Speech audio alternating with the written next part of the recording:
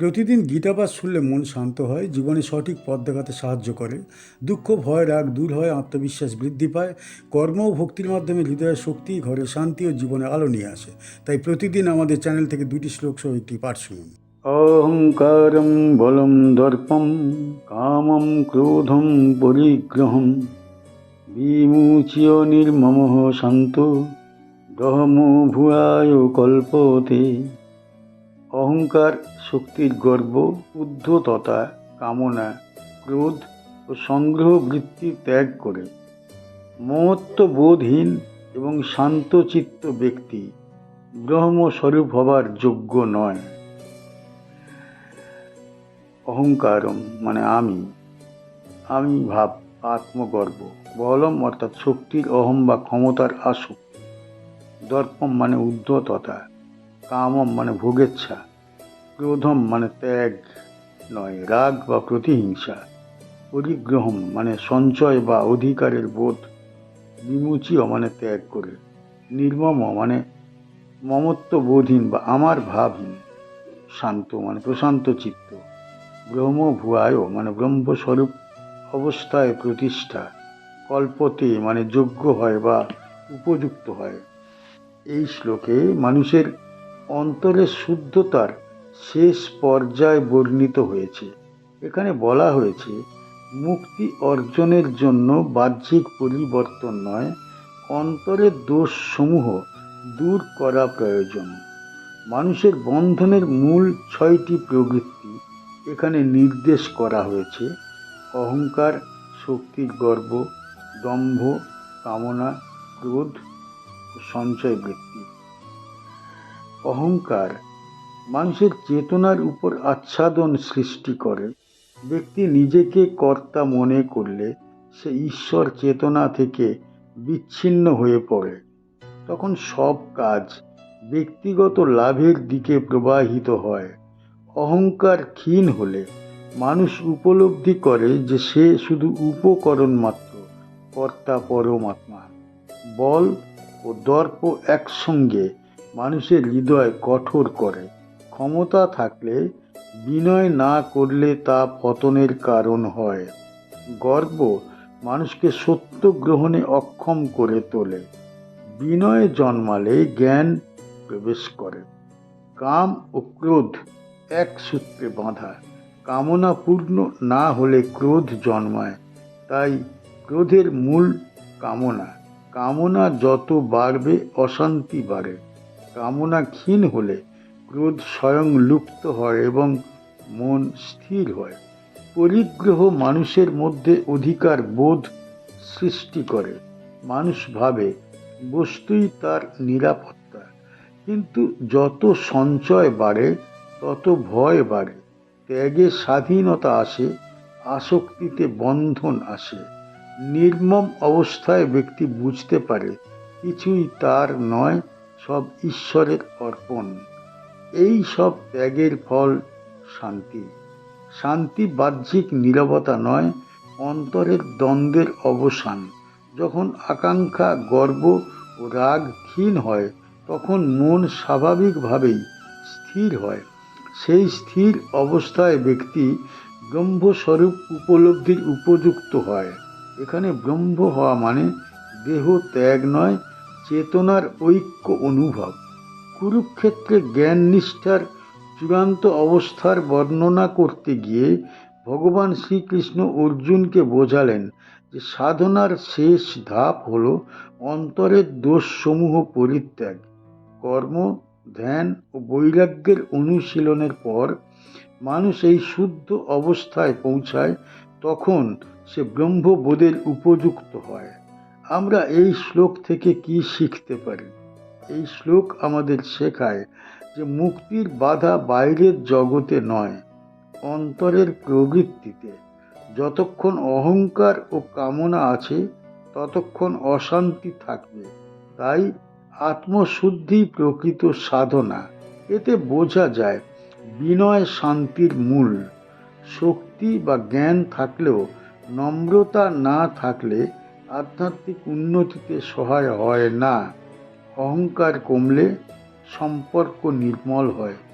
আরও শিক্ষা হলো অধিকারের বোধ ত্যাগ করা, সব কিছু নিজের বলে মনে করলে ভয় জন্মায়, ঈশ্বরের অর্পণ মনে করলে মনে শান্তি আসে, তখন জীবন সহজ হয়।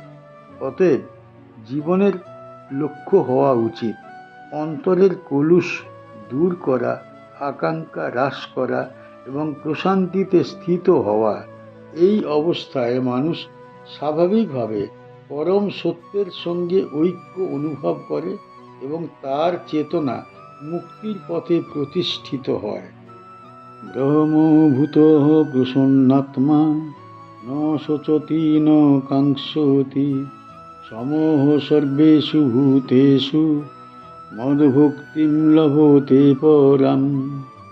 যে ব্যক্তি ব্রহ্মভাব প্রাপ্ত হয়ে অন্তরে প্রসন্ন থাকে, সে না শোক করে, না কিছু কামনা করে, সকল জীবের প্রতি সমদৃষ্টি লাভ করে এবং তখন আমার পরম ভক্তি প্রাপ্ত হয়। ব্রহ্মভূত অর্থাৎ ব্রহ্মস্বরূপে প্রতিষ্ঠিত, প্রসন্নাত্মা অর্থাৎ শান্ত ও আনন্দময় চিত্ত, ন শোচতি অর্থাৎ শোক করে না, ন কাঙ্ক্ষতি মানে আকাঙ্ক্ষা করে না, সমহ মানে সমদৃষ্টি বা সমভাব, সর্বেষু মানে সকলের মধ্যে, ভূতেষু মানে জীব সমূহে, মদ ভক্তি মানে আমার প্রতি ভক্তি, লভতে মানে লাভ করে, পরাম মানে পরম বা সর্বোচ্চ। এই শ্লোক আধ্যাত্মিক সাধনার পরিণতি প্রকাশ করে। পূর্ববর্তী অবস্থায় মানুষ দোষ ত্যাগ করে শান্ত হয়, আর এখানে সেই শান্তি পরিপূর্ণ আনন্দে রূপান্তরিত হয়। ব্রহ্মভূত অবস্থায় ব্যক্তি নিজের প্রকৃত সত্তাকে উপলব্ধি করে, তখন সে নিজেকে সীমিত দেহ বা মানসিক পরিচয়ে আবদ্ধ বলে মনে করে না। ক্রোধের কারণ হল আসক্তি এবং অজ্ঞান। মানুষ যা নিজের বলে মনে করে তা হারালে দুঃখ পায়, কিন্তু ব্রহ্মবোধ হলে সে জানে যে কিছুই প্রকৃতপক্ষে তার নয়, সব চিরন্তন সত্যের প্রকাশ। তাই হারানোর ভয় থাকে না, ফলে শোকও থাকে না। কামনার উৎস অভাব বোধ।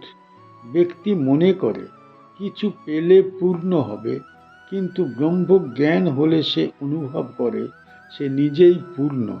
তখন আর বাহ্যিক কিছু পাবার তৃষ্ণা থাকে না। এই পূর্ণতার অনুভূতি অন্তরের প্রসন্নতা। সমদৃষ্টি হল এই উপলব্ধির স্বাভাবিক ফল।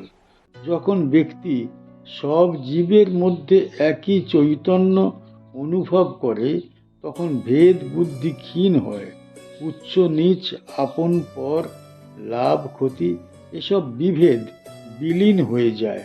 তখন করুণা ও সহমর্মিতা স্বতঃস্ফূর্ত হয়। এই অবস্থায় ভক্তি জন্মায়।